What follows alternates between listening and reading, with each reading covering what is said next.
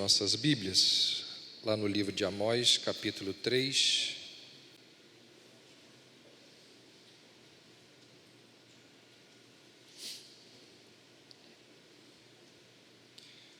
Amós 3.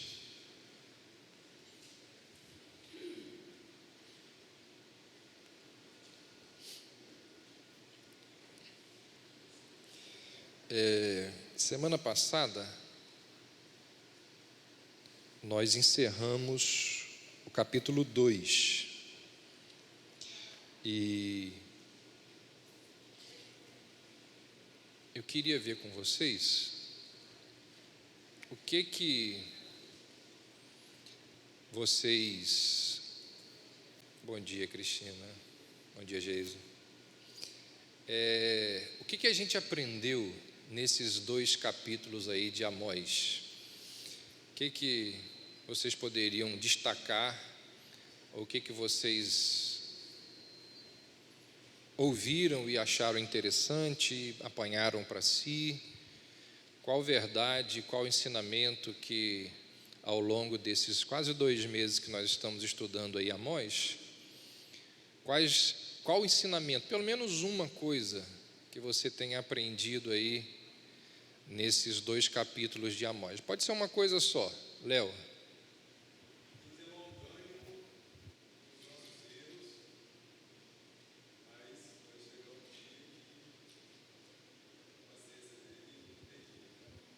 Se a gente não mudar, né?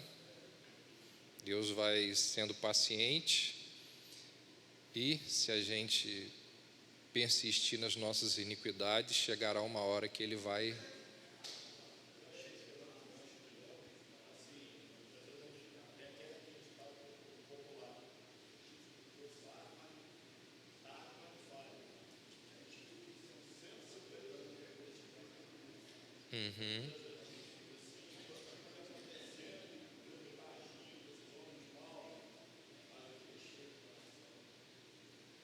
Verdade.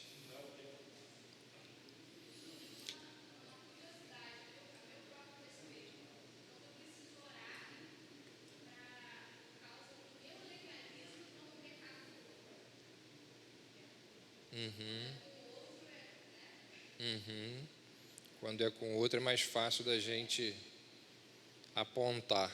A gente tolera menos o outro do que o nosso. Alguém quer falar mais alguma coisa? Alguma verdade que aprendeu aí? Isabela.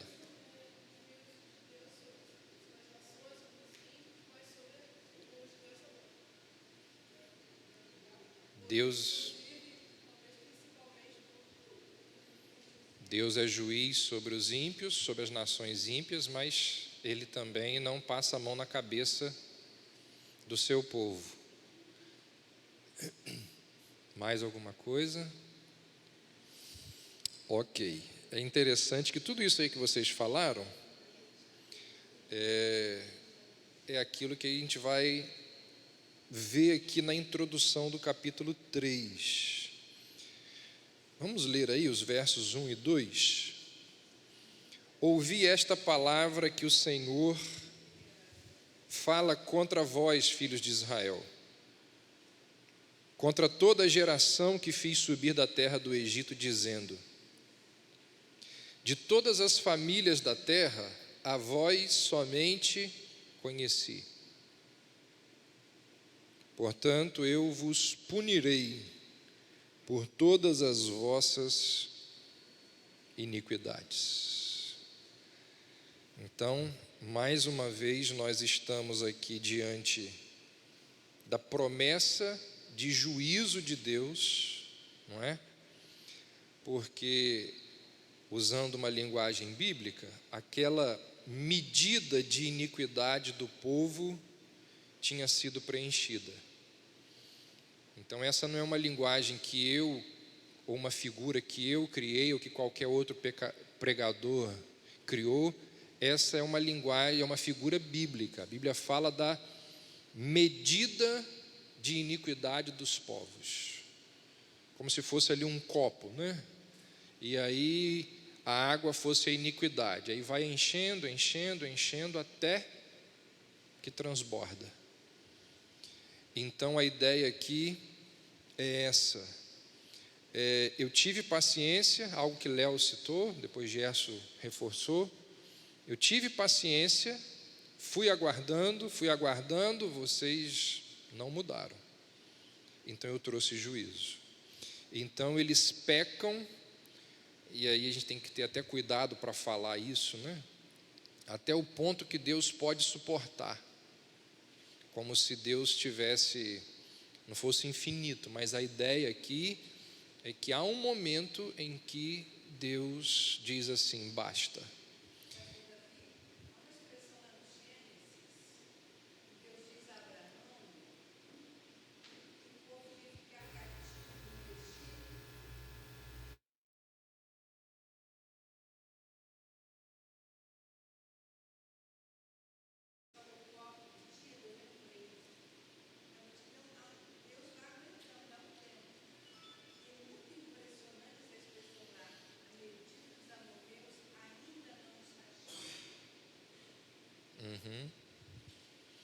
E aí, dali para frente, ou desse momento aqui para frente, não existiria mais misericórdia, apenas o severo juízo de Deus. Então, que Amós está lembrando aqui, é o fato de que os israelitas seriam devidamente penalizados, porque eles pecaram. E como nós vimos nos últimos 2 domingos, o pecado do povo israelita foi idêntico, semelhante ao pecado, ou aos pecados, às iniquidades das nações vizinhas. Amós começa falando lá no capítulo 1 dos pecados das nações vizinhas a Israel. Aí no capítulo 2, Amós vai e fala assim: vocês estão fazendo a mesma coisa que o pessoal lá de fora. Vocês estão cometendo as mesmas iniquidades que as nações vizinhas. E aí nós vimos quais pecados foram esses: juízes corrompidos, magistrados gananciosos, opressão do pobre. Lembra lá da roupa? A roupa do pobre era o cobertor dele, era aquilo que ele dava como garantia. O rico vai lá e pega aquela única roupa que ele tinha para usar como tapete nos templos pagãos, onde eles adoravam outras divindades. Então esse é um outro pecado condenado por Amós, a insensibilidade do povo de Deus para com os desfavorecidos, aqueles que não tinham condições de se sustentar. Imoralidade, né? Nós vimos do pai tendo relações com a mesma mulher que o filho. Então vimos lá a quantidade também de homossexualismo, então imoralidade, idolatria, enriquecimento ilícito. Então são muitos os pecados que a nação de Israel cometia, que eram pecados semelhantes àqueles que os povos vizinhos estavam cometendo. E aí Amós vai nos dizer que Israel ainda tem um agravante. O povo de Deus tem um agravante que os outros povos não têm: o fato de que eles conhecem a Deus. O povo de Deus, diferentemente das outras nações, tinha conhecimento da lei de Deus. O povo de Deus foi favorecido por Deus das mais diversas maneiras. Amós diz: olha, ao longo da história, Deus os guiou, Deus os tirou do Egito, Deus os conduziu no deserto, Deus deu a terra para vocês, Deus fez com que vocês, que não tinham nenhuma experiência em guerra, conseguissem conquistar povos que tinham armas poderosas. Então foi Deus quem favoreceu isso para vocês. Deus concedeu a vocês profetas, nazireus, pessoas separadas, santificadas, para poder fazer o ministério que Deus deu a eles, para explicar ao povo a lei, para explicar ao povo a vontade de Deus. E o que Israel fez com todos esses privilégios que Deus concedeu ao povo? O que Israel fez diante de tudo isso que Deus ofereceu? Mandou os profetas ficarem quietos, tentou corromper os nazireus. Então, essa é a argumentação que Amós vai utilizar aqui nesses 2 versos que nós lemos. O capítulo 1 e 2 é resumido nisso tudo aqui que nós acabamos de falar. Aí Amós inicia o capítulo 3 dizendo: mediante todas essas coisas, olha o que ele diz aí: ouça essa palavra que o Senhor fala contra vocês. Ele diz: contra vocês que eu fiz subir da terra do Egito, dizendo: de todas as famílias da terra, foi vocês que eu escolhi, foi vocês que eu separei.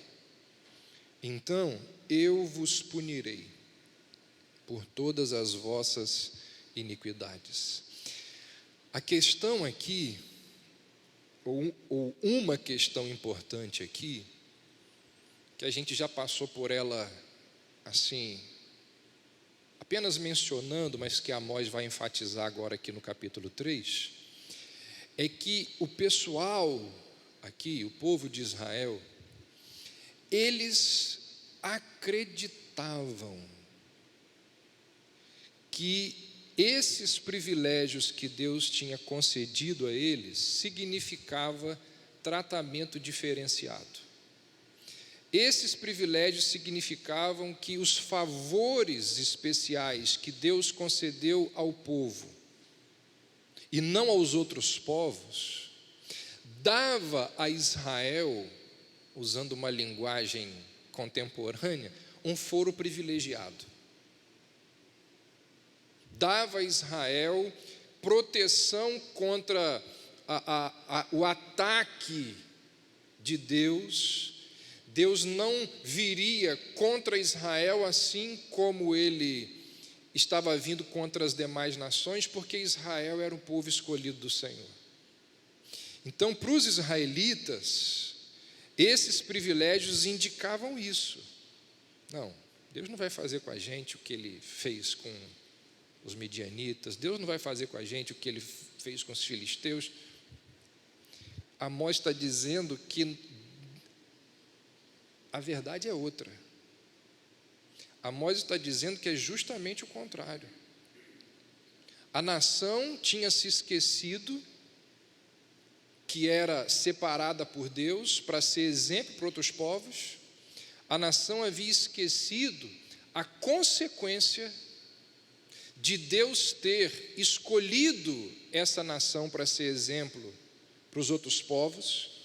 E se ela não fosse exemplo, ela seria julgada por Deus, se ela não se comportasse e se ela não vivesse a partir e de acordo com a vontade de Deus, Deus viria trazendo juízo. Amós está dizendo assim: a verdade é outra. Amós está dizendo assim: o fato é que a eleição determina a conduta. Porque vocês foram escolhidos, é que vocês devem se conduzir dessa forma. É o argumento que ele usa aí, ó.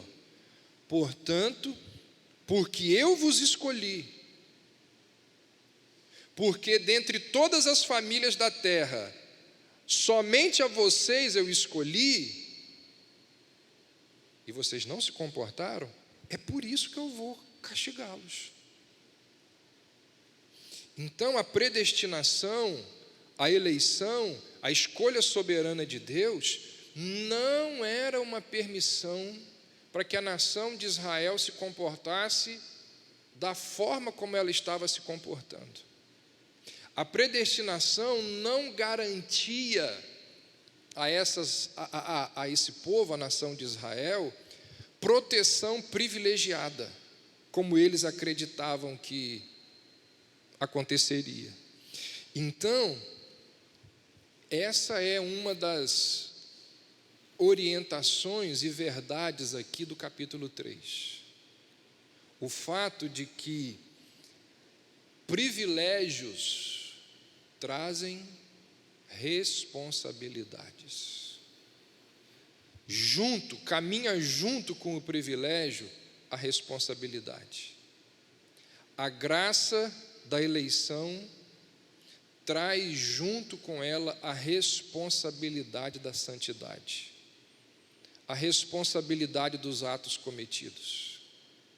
Então Deus está dizendo a Amós: vai punir Israel por todas as iniquidades que ele cometeu justamente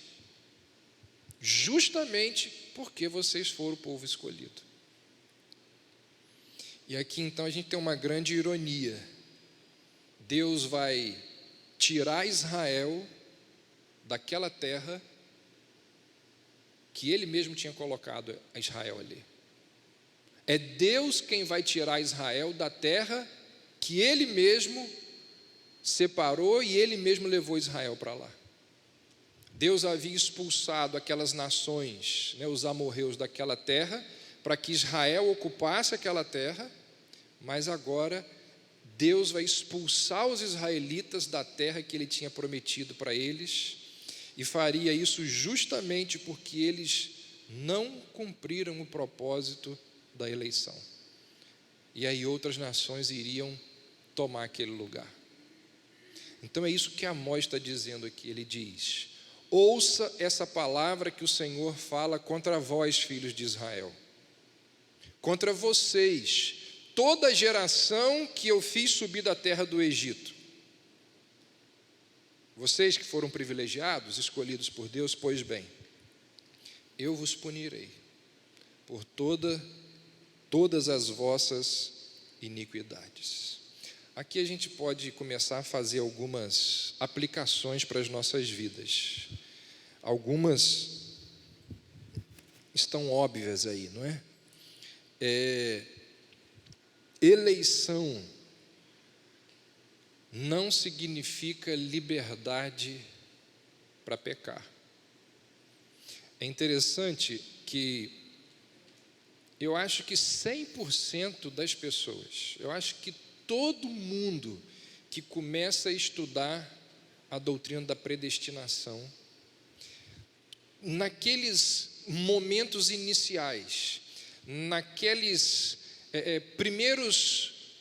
nas primeiras leituras, nos primeiros contatos com a doutrina da predestinação, a pessoa vira e diz assim: então quer dizer que se eu estou eleito, estou salvo, estou garantido, então tá, posso ir para o mundo, que Deus vai me...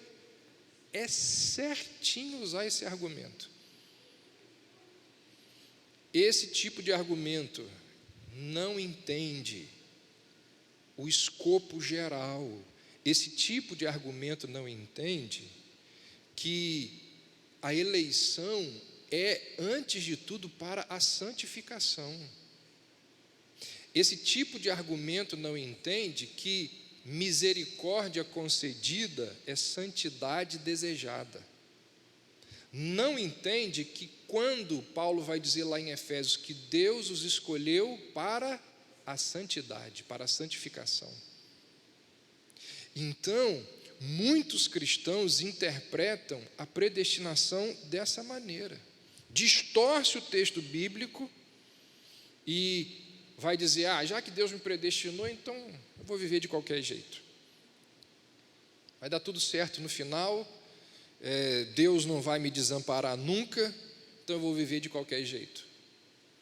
Amós aqui, ele dá um soco forte nessa teoria.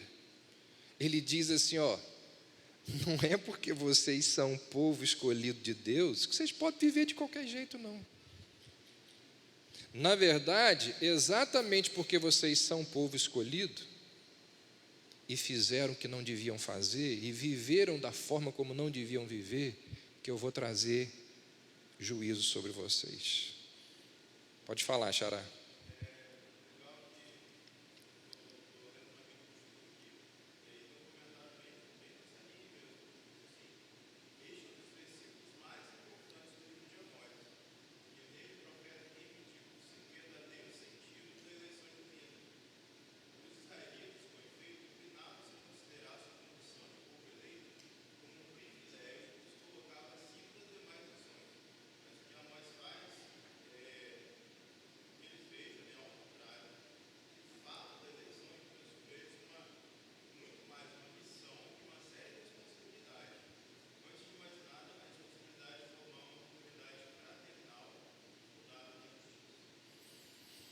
Importância de Bíblias de estudo, né? Como que elas nos ajudam a entender o contexto ali. Vamos abrir lá em Efésios. Eu acho que vocês conhecem, né, esse texto, mas interessante a gente poder olhar aí o texto. Efésios 1.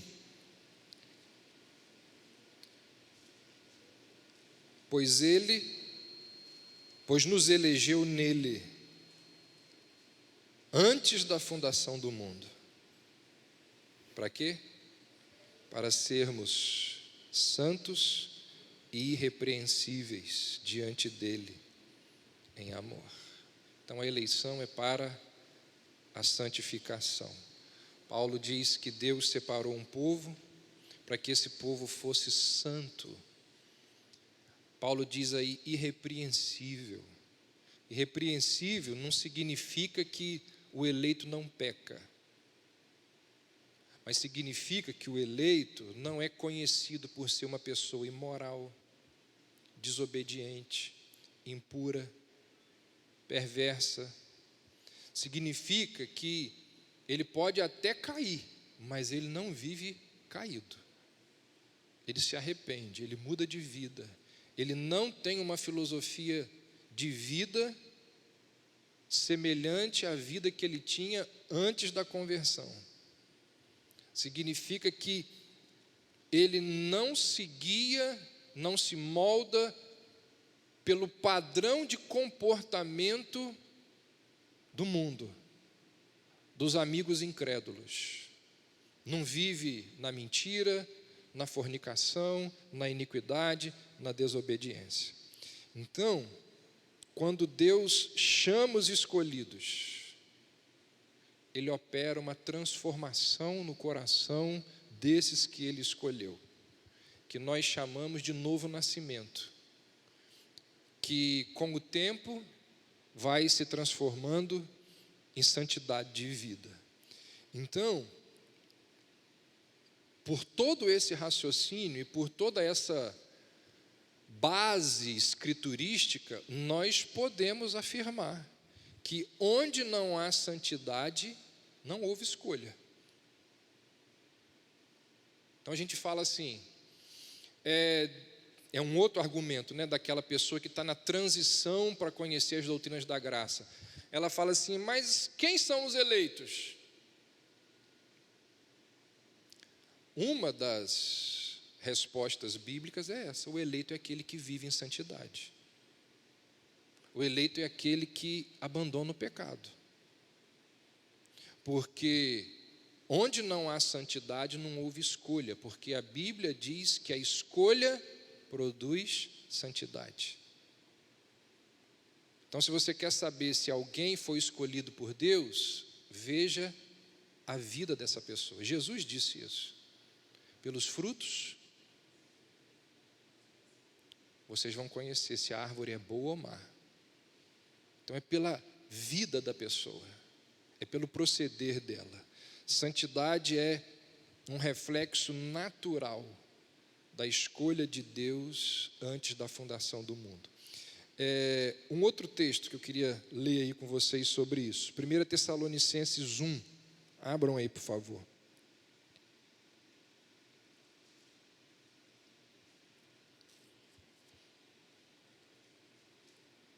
Verso 3 e verso 4.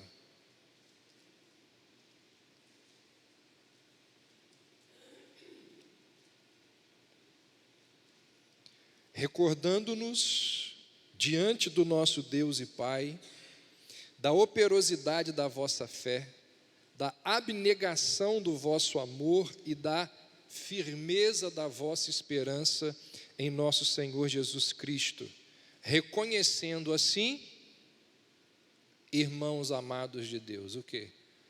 A vossa eleição. Então vocês percebam o que Paulo está dizendo ao pessoal que mora aqui em Tessalônica. Ele está dizendo assim, eu tenho certeza que vocês são escolhidos por Deus por causa de 3 situações. Primeiro, a operosidade da vossa fé. Ou seja, eu olho para vocês e eu vejo que a fé de vocês é prática. Eu percebo que a fé de vocês tem obras. A fé de vocês trabalha, ela é perceptível. Então eu tenho certeza que vocês são escolhidos, primeiro, por causa da operosidade da vossa fé. Segundo, por causa da abnegação do vosso amor. Ou seja, o amor daquelas pessoas, umas pelas outras, não era egoísta. Não pensava só nela mesma, pensava no outro. Isso é uma característica da fé do eleito. E Paulo ainda diz da firmeza da vossa esperança em Jesus Cristo. Ou seja, a confiança delas estava não no emprego da prefeitura, não no emprego público, não na capacidade intelectual, não. A confiança daquelas pessoas estava somente em Jesus, somente em Cristo. Então, Paulo vai dizer que o desenvolvimento dessas características, dessas 3 características, ele diz assim: eu reconheço, através dessas coisas, que vocês, amados de Deus, são eleitos pelo Senhor. Eu vejo a vossa eleição através da operosidade da fé, da abnegação do amor e da esperança em Jesus. E aqui tem uma coisa muito importante.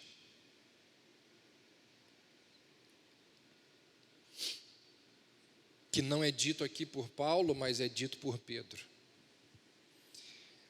Essas virtudes que Paulo acaba de descrever aqui, elas só são colocadas em prática.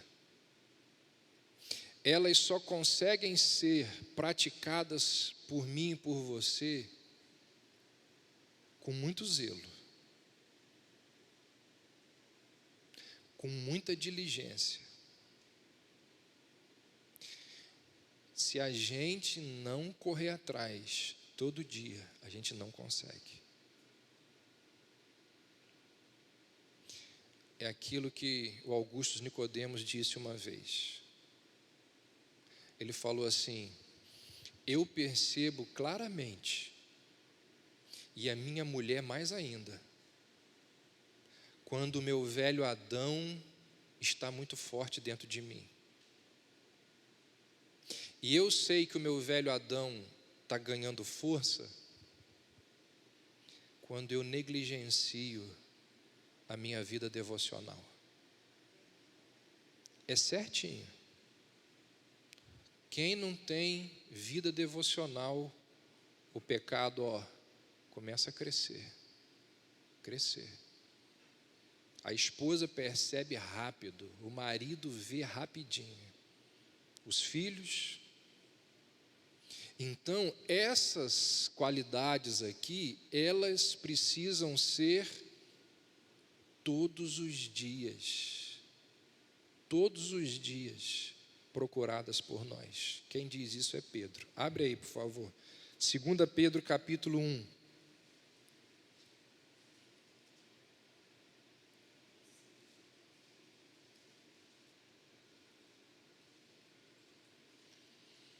Segunda Pedro 1,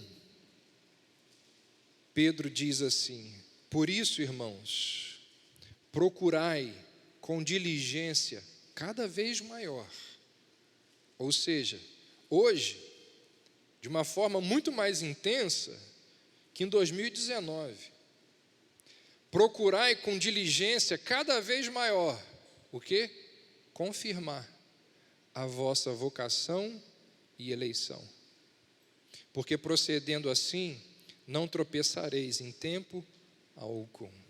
Percebe? O progresso espiritual é a confirmação do decreto da eleição divina. Então, aquelas características que Paulo disse lá em Tessalonicenses, Pedro diz assim: você precisa ter zelo diligência, correr atrás todo dia, para colocar isso em prática. E é a prática dessas coisas que vai confirmar a vocação e eleição de cada um de vocês. Então, como que eu sei se eu sou um eleito? É uma outra indagação que as pessoas que começam a estudar essa doutrina fazem. Como que eu sei que eu sou um eleito? A única certeza que eu posso ter de que eu sou um eleito é se eu estou sendo aperfeiçoado em santidade. Estou sendo aperfeiçoado? Sabe por quê, gente? Porque muitas pessoas dizem assim: eu sei que eu sou crente porque eu sinto isso.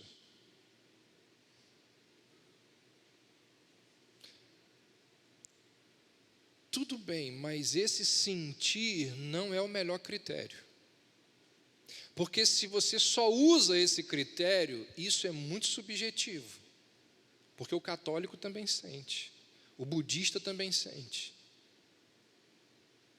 E sentimento é algo muito relativo.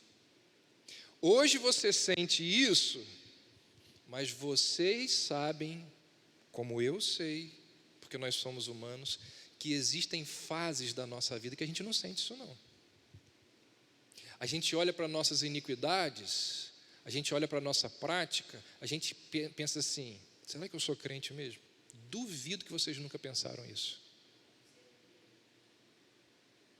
Então, pautar a resposta de que somos eleitos ou não por sentimento não é muito bom.